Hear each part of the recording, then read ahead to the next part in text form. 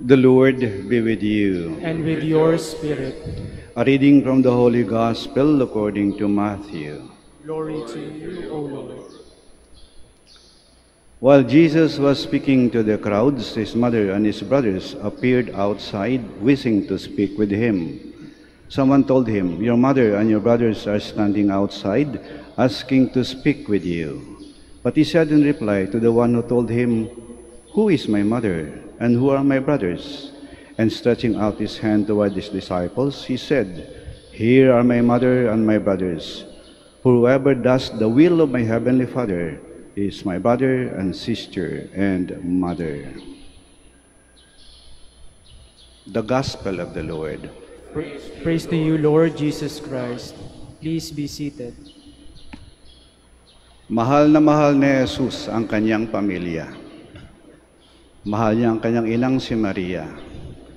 Mahal niya ang kanyang amang si San Jose. At dahil mahal niya, inaalagaan niya, iniingatan niya, pinagtatanggol niya, at ipinagmamalaki niya.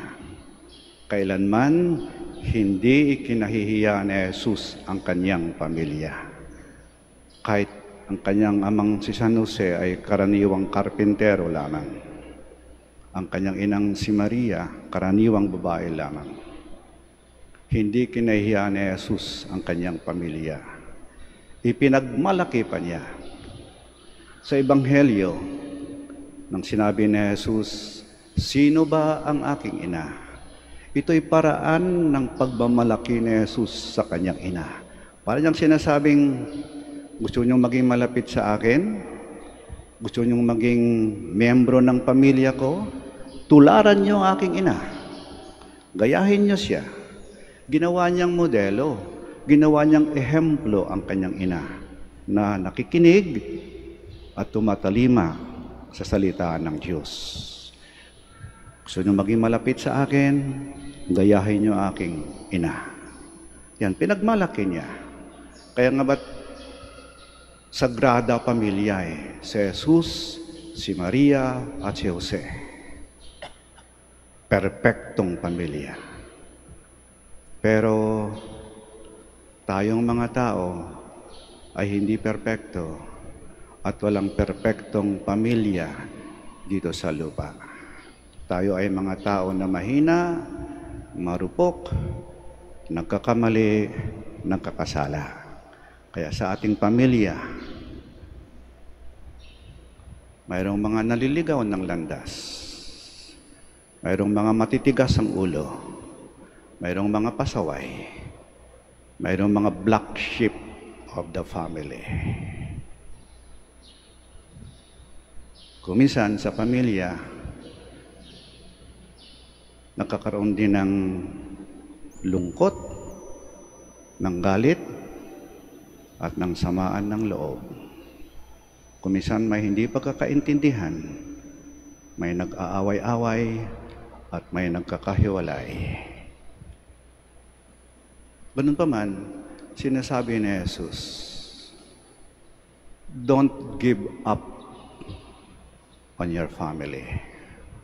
Huwag kayong mawalan ng pag-asa at huwag sumuko sa inyong pamilya. Kaya nga ba dapat sa pamilya, mayroong kababaan ng kalooban upang humingi ng tawad at magbigay ng patawad at magkabalikan. Ang pamilya, ang ating pinanggalingan, ang pamilya, ang ating babalikan. Kahit gaano kalayo narating mo, kahit sang sulok ng mundo ka napadpad, babalik ka sa pamilya mo. Kahit anong ginawa mo, o kahit anong ginawa sa iyo, uuwi ka sa pamilya mo. There's no place like home, and there's no people like your family. Kaya ba't sinasabi ni Jesus sa atin, mahalin niyo ang inyong pamilya. Hindi perpekto ang ating pamilya,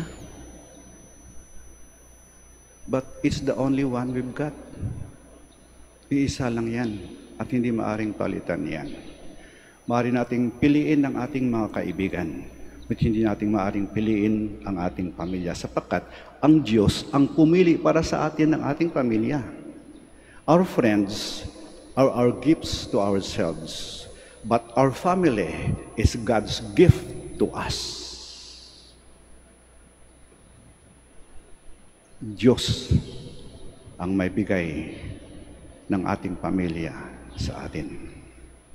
Hindi perpekto ang ating pamilya, but it's the only one we've got, and it can never be replaced. Kaya magandang paalaala ng ating Panginoon, mahalin niyo ang inyong pamilya.